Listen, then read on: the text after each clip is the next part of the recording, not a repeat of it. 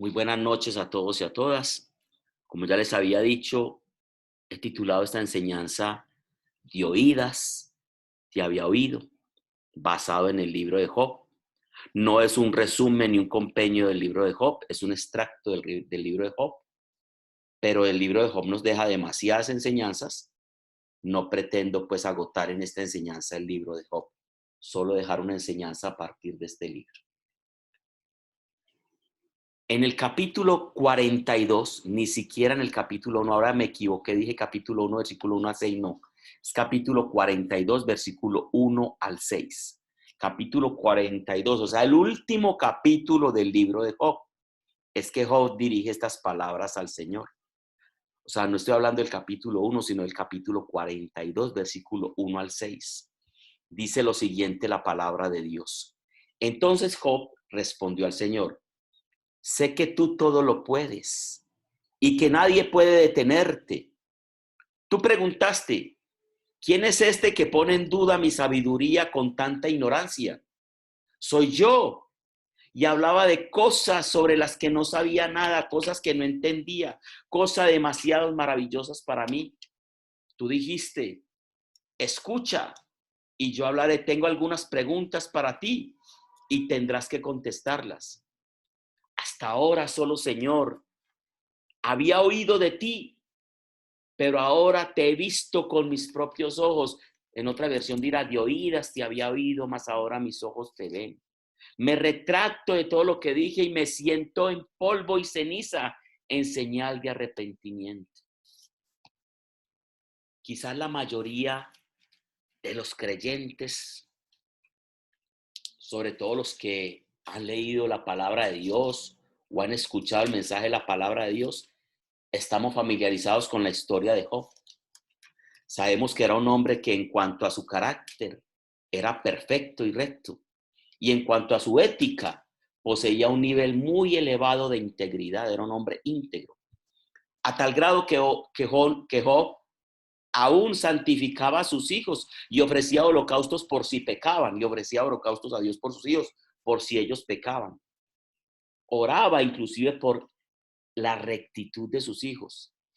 Sin embargo, la perfección, rectitud e integridad de Job eran vanas a los ojos de Dios. Oiga lo que estoy diciendo.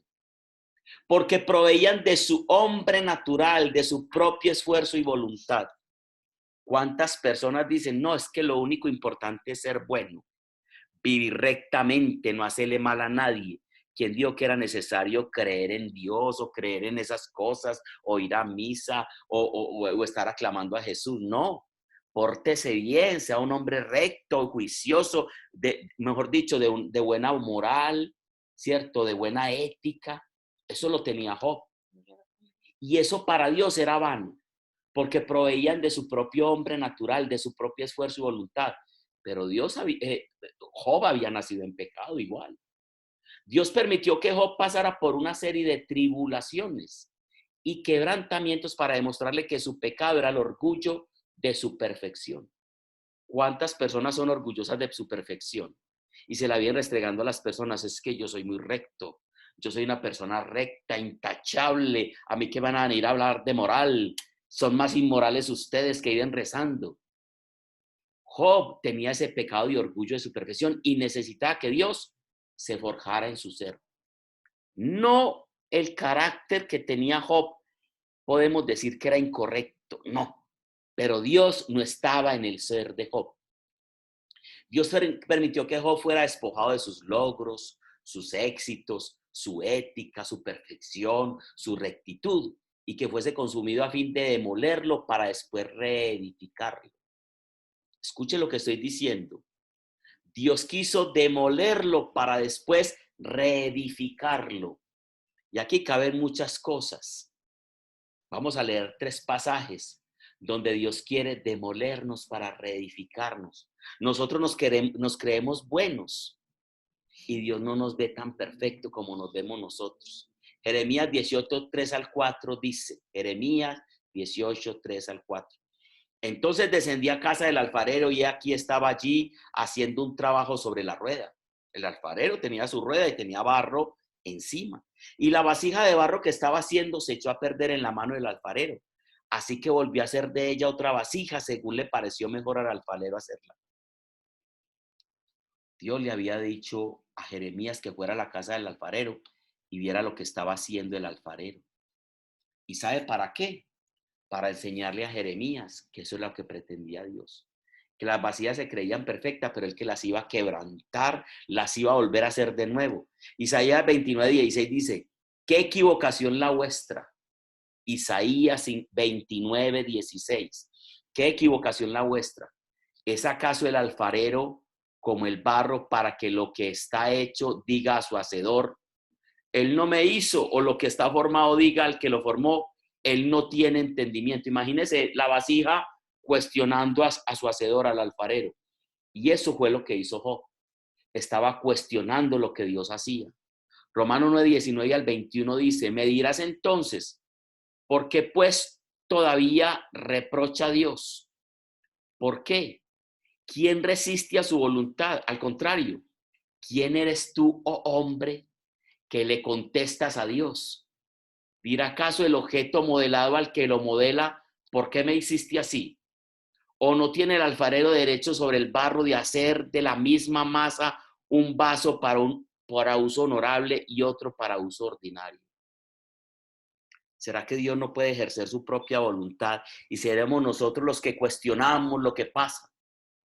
Y Dios, ¿por qué no obró en Colombia? Y Dios es que está dormido, Dios no escuchó nuestras oraciones. ¿Quién es el tiesto para reclamarle a Dios? Eso es lo que está diciendo Isaías. ¿Quién es la vasija para reclamarle a Dios? ¿Quién conoce profundamente lo que Dios conoce? Su verdadera intención era ser Dios. La verdadera intención con Job era hacer de él un hombre renovado. En pocas palabras, hacer de este varón un hombre de Dios. Él no quería un hombre perfecto de acuerdo a los estándares y a las éticas y a las morales humanas. Él quería un hombre conforme al corazón de Dios, un hombre que tuviera a Dios en su corazón. Job se vindicó a sí mismo delante de sus amigos, presentó sus reclamos y desafió a Dios, culpó a sus amigos de lo que le estaba pasando, se justificó a sí mismo y concluyó diciendo que aborrecía la vida y deseaba morir. Oiga pues a lo que llegó. Ojo con esas palabras. Deseaba morir, tomar cianuro, matarme. Eso no es correcto. Ni siquiera pensarlo. Se justificó a sí mismo y concluyó diciendo que aborrecía la vida y deseaba morir. Esto demuestra claramente que Job estaba completamente en conformidad con el concepto humano y ético del hombre caído. O sea, no era un hombre de Dios, estaba completamente sumido en oscuridad y en la vanidad de la ética humana. Muchos púlpitos, desafortunadamente, se han convertido en enseñanzas humanistas, de desarrollo humano, de muchas cosas, y han olvidado la palabra de Dios. Y no es la ética ni la moral humana la que cambia al hombre, es la palabra de Dios, es Dios mismo el que transforma el corazón del hombre. La intención de Dios no era juzgarlo, sino reedificarlo. Por lo tanto, había que desarraigar el árbol de su propia integridad. Dios tenía que desarraigar el árbol de la propia integridad de Job para poder sembrarse en él y hacer su hogar en su corazón. Necesitaba él instaurar una nueva naturaleza en la vida de Job. A Job le parecía que según su propia conciencia, él no había hecho nada para merecer ese trato. Por lo tanto, él deseaba indagar con respecto a la situación. Y sus tres amigos, que no fueron lo mejor en ese momento, insistían en que su sufrimiento era porque tiene que haber sido que usted pecó. Algo hiciste malo, quebrantaste la ley y por esta razón está bajo el juicio y la ira de Dios. De hecho, en Isaías 53 dice que cuando Jesús se ha llevado al matadero, hablando de la muerte y resurrección de Cristo, que lo profetiza Isaías en el capítulo 53, 700 años antes. Dice que muchos dirán que era molido y que era matado y asesinado por causa de sus pecados y no se daban cuenta que estaba cargando con los pecados del mundo. Casi siempre que una persona sufre, uno dice, a uno por bueno no lo matan, a uno por no sé qué no le pasa nada malo, si hasta le está pasando esto, quién sabe qué tiene. Eso era lo que pensaban sus amigos. Acerca de la fuente de su aflicción, el primero de los tres amigos, Elifaz, les voy a empezar a dar nombres para que lo pongan a sus nietos, Elifaz, quien reconoce que Job ha sido fuente de fortaleza para otros. Job, tú has sido fuente de fortaleza para muchos de nosotros. Sin embargo, más adelante, decide culpar directamente a Job de su sufrimiento y le dice en el capítulo 4, versículos 7 al 8 de ese libro de Job, le dice, recuerda ahora, ¿quién siendo inocente ha perecido jamás? ¿O dónde ha sido destruidos los rectos? Por lo que yo he visto, los que harán iniquidad y los que siembran aflicción, esos ciegan. Casi que le está diciendo, Job, lo que te está pasando, quién sabe qué hiciste. El segundo amigo, Bildad, quien dice casi lo mismo. He aquí, en Job 8:20, he aquí, Dios no rechaza al íntegro, ni sostiene a los malhechores. Otro que le está juzgando a Job. El tercer amigo, Sofar, en Job 11:14 al 17, el amigo Sofar le dice, si en tu mano hay iniquidad y la alejas de ti y no permites que la maldad more en tus tiendas, entonces ciertamente levantarás tu rostro sin manchas, estarás firme y no temerás. Tu vida será más radiante que el mediodía. Estos tres amigos, el consejo que le dan a Job es, arrepiéntase, usted sabe quién sabe qué hizo malo. El razonamiento de los tres amigos era un silogismo. ¿Saben qué es un silogismo, cierto? Ya se los expliqué en el Evangelio de Juan esta semana. O se los iba a explicar para mañana, no me acuerdo. No, antes es para mañana que les voy a hablar del silogismo. En matemática y en filosofía, silogismo es, si A es igual a B y B es igual a C, entonces A es igual a C. O sea, se hacen dos argumentos, uno mayor y uno menor, y se concluye que el tercero tiene que ser correcto si los dos anteriores son correctos. Entonces, Dios solamente envía calamidades a las personas malvadas. Por tanto, si Dios mandó una calamidad a tu vida, tú eres malvado. ¿Escucharon? Dios solo envía calamidades a la gente mala. Entonces, Job, si Dios mandó calamidades a tu vida, entonces tú eres malo. Ese fue el silogismo. Job mismo no acepta este argumento porque es falso, pero algunos cristianos sí lo hacen. Algunos cristianos todavía piensan que Dios castiga a los malos y bendice a los buenos. Y yo cuando leo el Sermón de la Montaña veo otra cosa. El Sermón de la Montaña dice que Dios como tú, que mandas el sol sobre buenos y malos, la lluvia sobre justos e injustos. Dios no hace diferencia de personas. Lo que pasa en el mundo no es culpa de Dios, es resultado del pecado, de la iniquidad del hombre. Como resultado de ello, Dios intervino a fin de condenar a los tres amigos y reivindicar la vida de Job. El libro de Job exige que comparemos nuestra percepción con la de los amigos de Job. Nosotros también probablemente sabemos que es correcto e incorrecto y tenemos cierta conciencia de las enseñanzas de Dios. Sin embargo, no conocemos todos los caminos de Dios, ya que aplican en toda época y lugar. Usted conoce los caminos de Dios, usted conoce los pensamientos de Dios. Isaías 55 dice, porque mis pensamientos son más grandes que sus pensamientos y mis caminos más amplios que los de ustedes. Así como el cielo está por encima de la tierra, así son mis pensamientos más altos que vuestros pensamientos. Yo no puedo entender a Dios. Salmo 139, 6 lo dice de una manera muy especial. Tal conocimiento es demasiado maravilloso para mí, es muy elevado, no lo puedo alcanzar. Como algunos quieren interpretar lo que sucede desde el pensamiento de Dios. Mire, Dios vio a Colombia nacer y la está viendo morir allá en el final de los tiempos. Y sabe lo que va a suceder, porque Él es Dios. Tú ves este panorama, este pedacito, y estás agobiado, yo estoy agobiado. Pero Dios conoce el fin de cada situación en nuestras vidas. Usualmente los caminos de Dios son un misterio que va más allá de nuestro entendimiento. Es posible que también seamos culpables de hacer juicios ignorantes en contra de nuestros amigos o compañeros de trabajo, incluso del actuar de Dios. En el capítulo 42, versículo 1 al 6, Job responde a Dios después de haber comprendido la intención de Dios al quebrantarlo. Le dice: de oídas te había oído, mas ahora mis ojos te ven.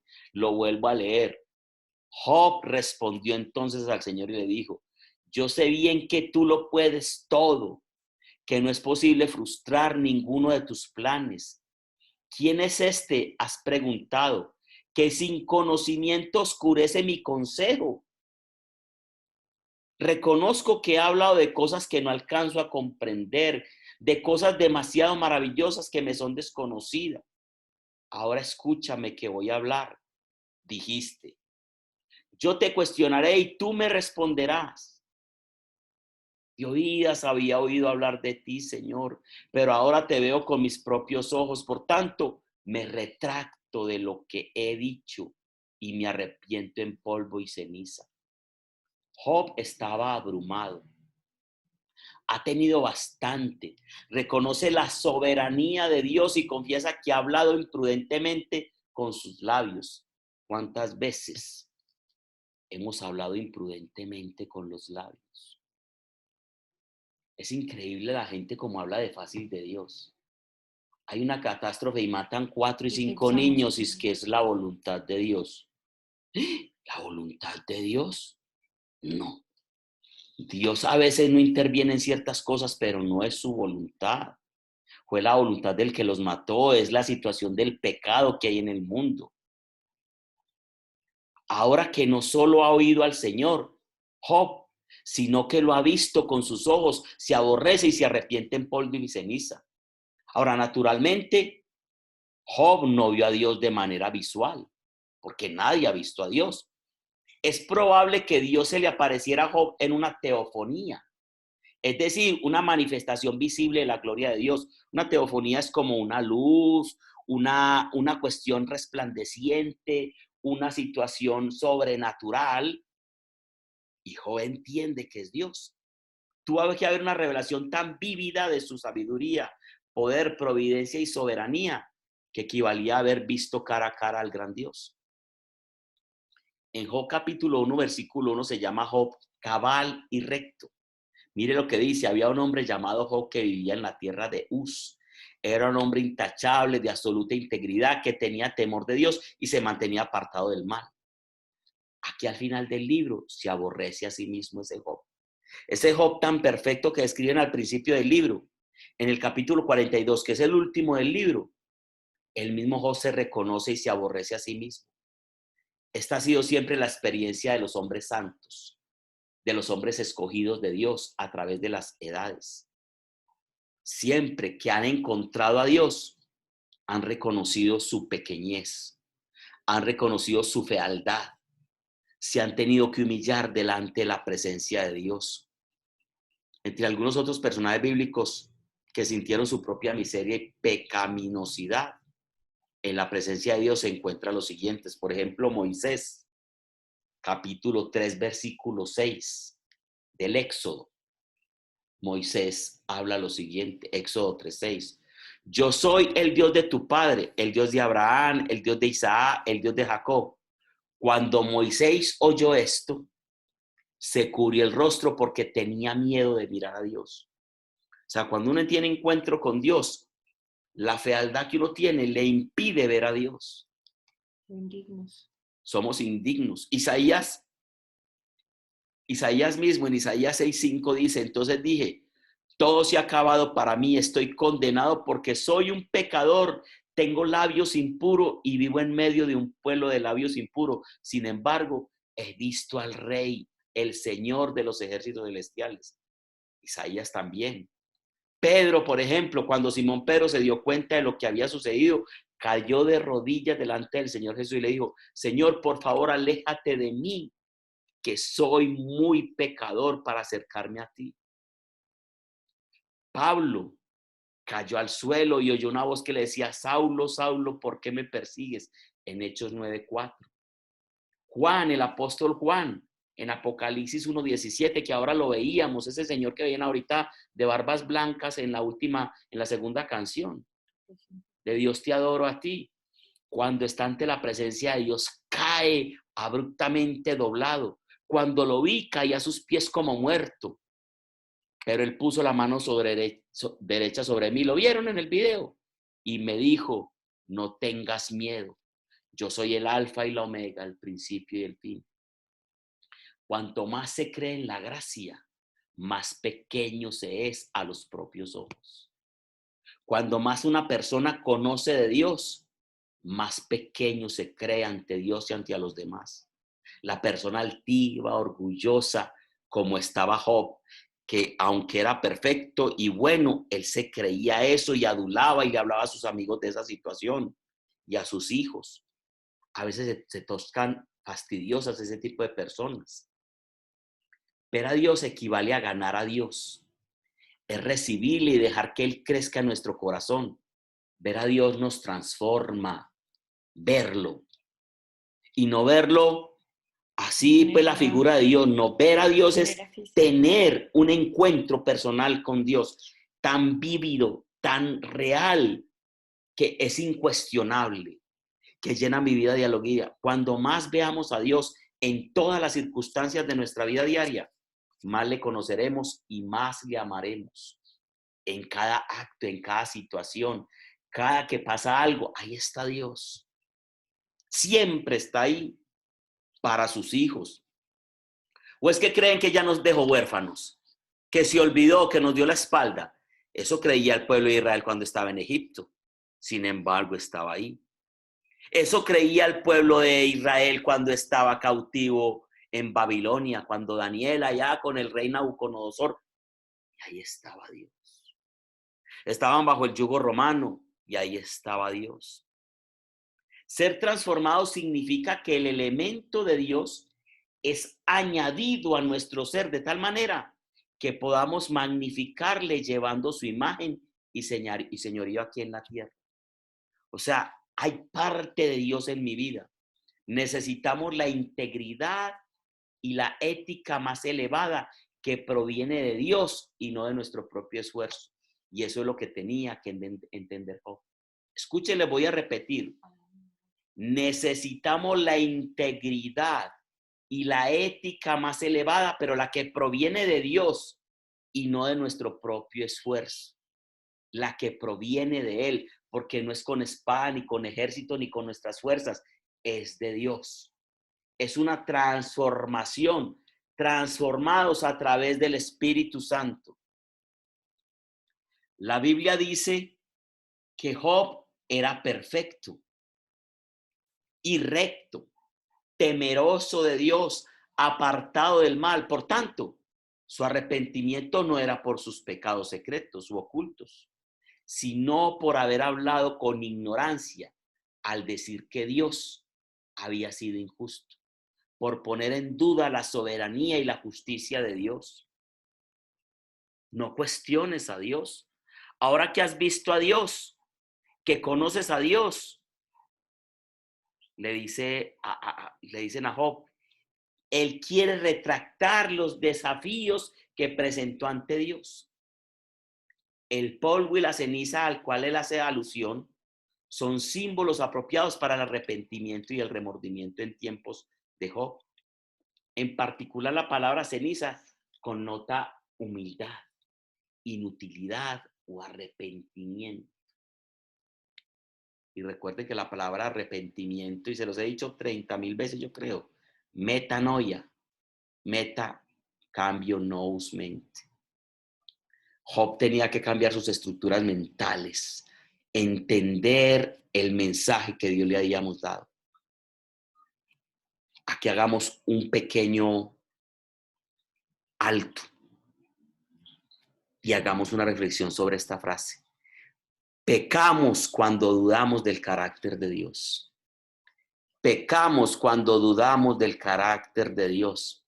Es que a Dios ya se le salió de las manos. ¿Quién nos va a ayudar? Estamos en desgracia. Esto se acabó.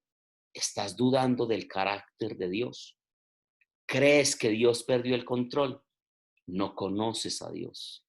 De oídas lo has oído, pero no lo has visto. A veces somos necios al preguntarle a Dios con enojo, ¿por qué permites que esto o aquello suceda? Si según nuestro propio concepto somos buenos y oramos y te lo pedimos que no sucediera, ¿por qué lo permitiste?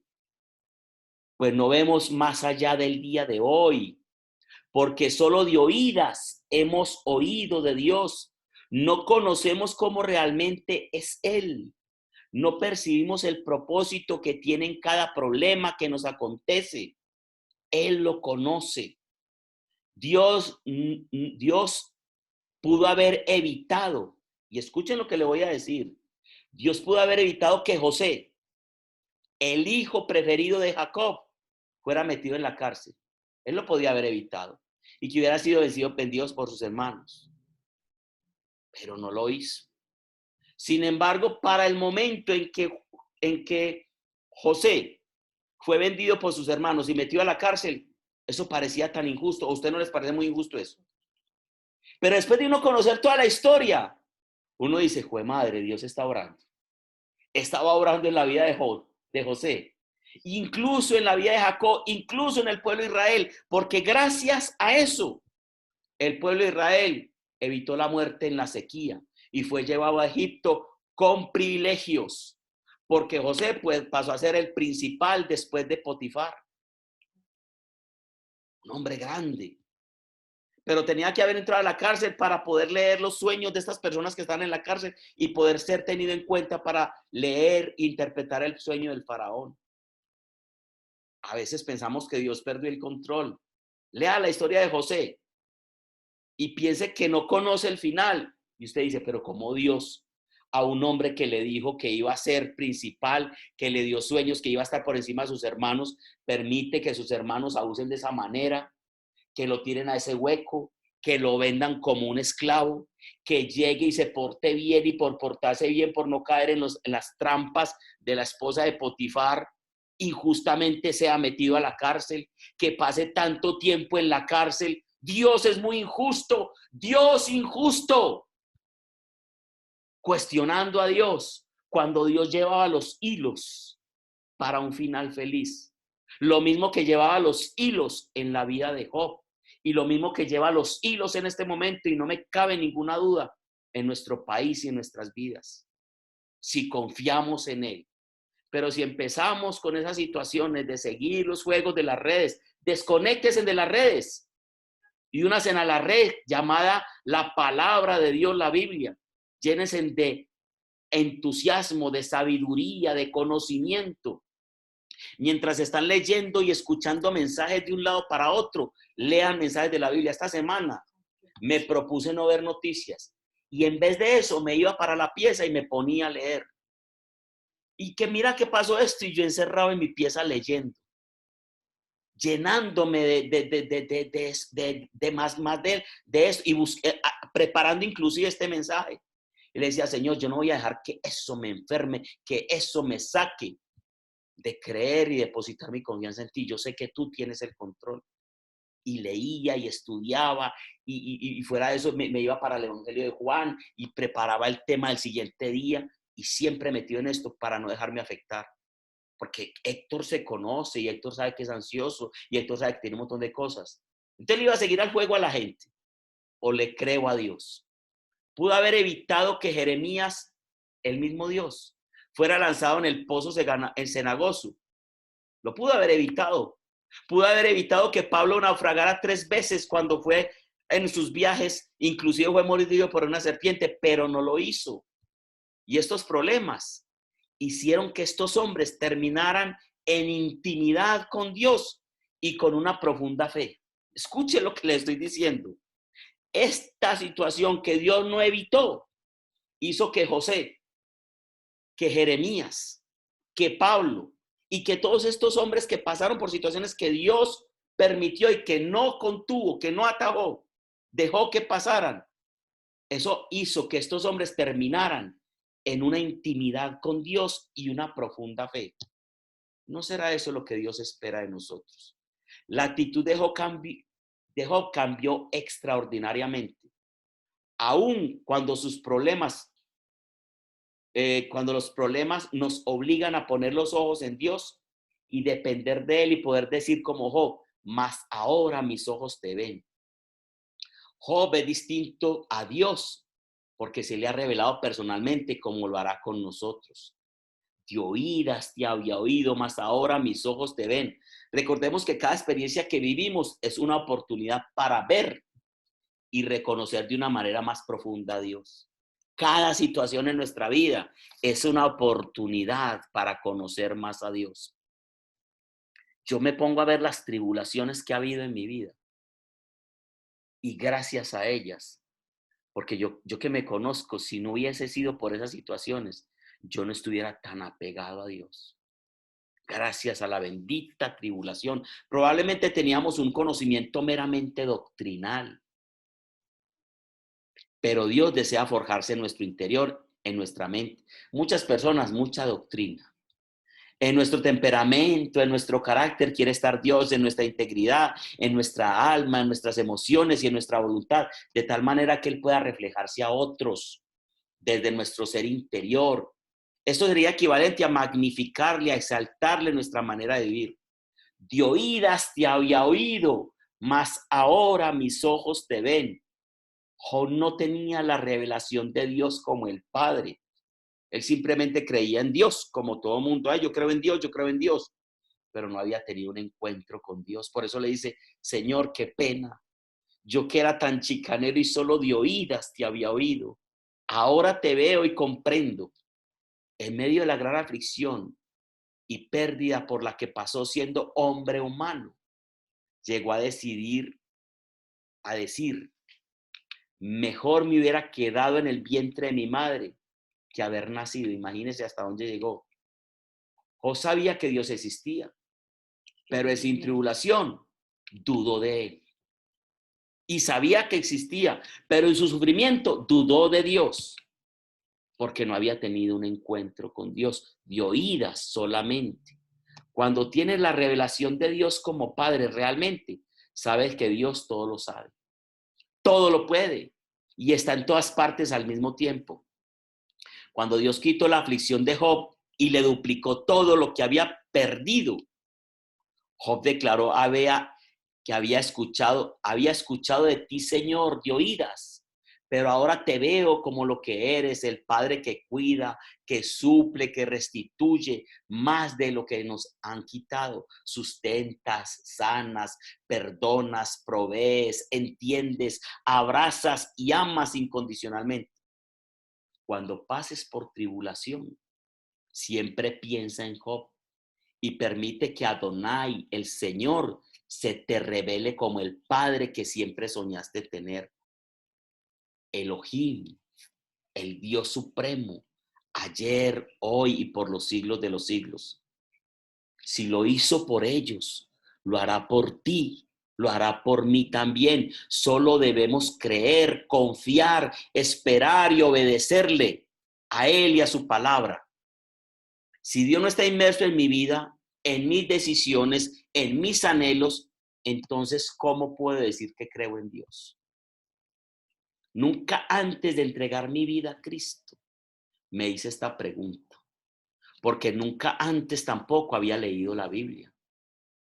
Antes de entregar la vida a Cristo, simplemente Dios, iba a misa y hacía un montón de ritos y de cosas como muchas personas hoy en día. Yo sabía que había un Dios, pero realmente no lo conocía. No sabía cómo era, qué esperaba de mí y menos que tenía planes para mi vida. Más aún, habiendo recibido a Cristo en mi corazón, no imaginaba siquiera la dimensión de ese recibimiento.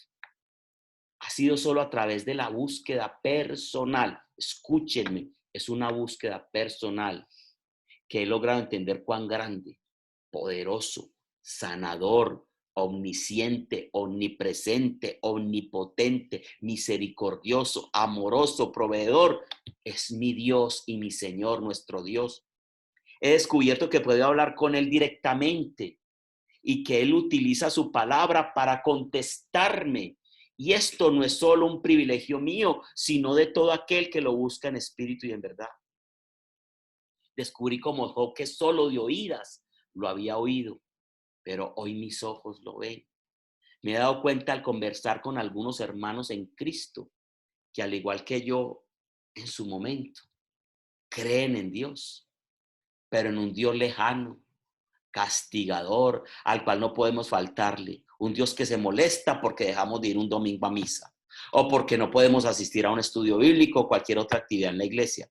Entonces, como empezamos a servir a un Dios por miedo, o por el que dirá el líder o la comunidad, pero no por convicción. Y debemos buscar a Dios por convicción, no por nada más. Las prédicas cristianas y mensajes cristianos que escuchamos nos hacen ver claramente que cuando hacemos las cosas por por presión y no por convicción, los únicos que se engañan somos nosotros mismos. Porque la palabra de Dios dice, no se engañen, Dios no puede ser burlado. Lo que tú siembres, eso cosecharás. Gálatas 6:7. Nada gano yendo a la iglesia por obligación o al grupo, porque Dios conoce mi corazón.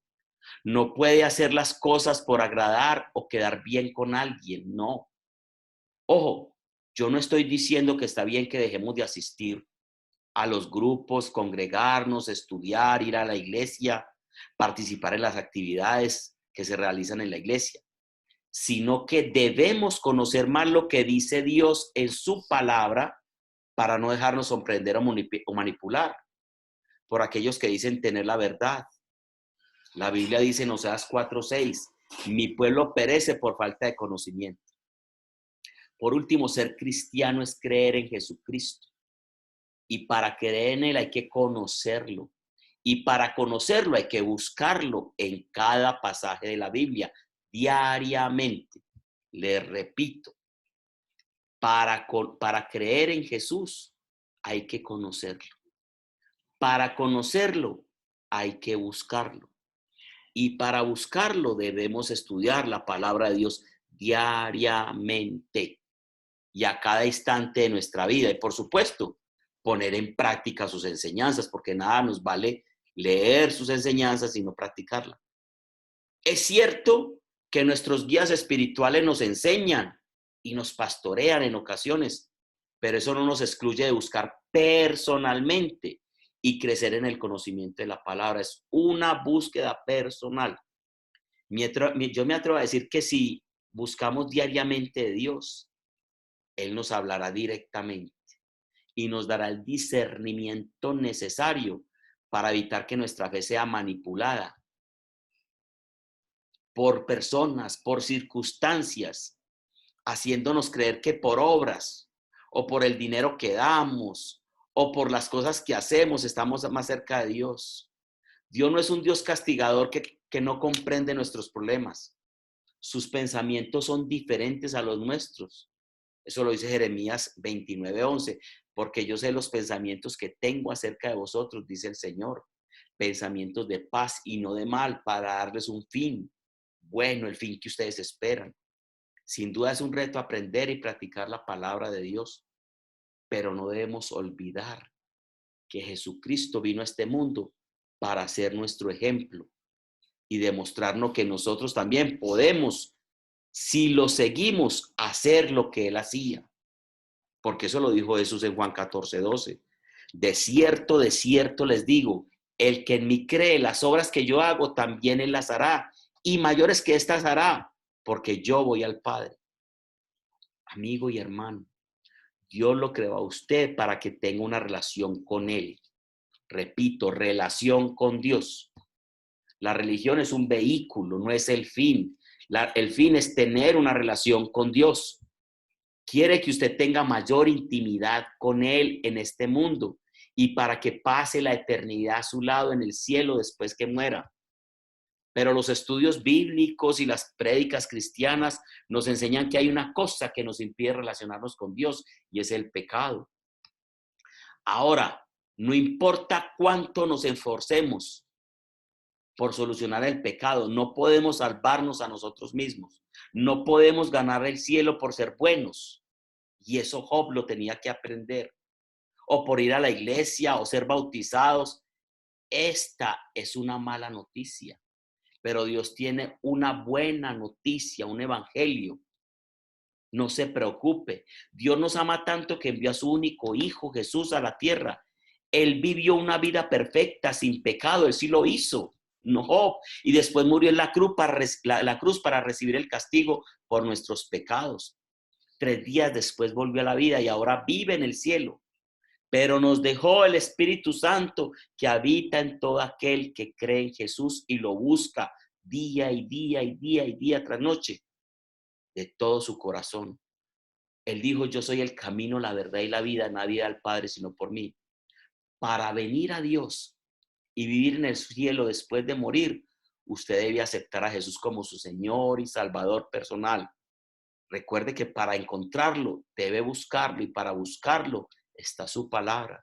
Recuerde que no es usted cristiano porque va a la iglesia o asiste a un grupo de oración o porque está sirviendo en el coro o porque lo pusieron a evangelizar y mucho menos porque da los diezmos. Usted es cristiano porque conoce, ama y sirve a Jesucristo.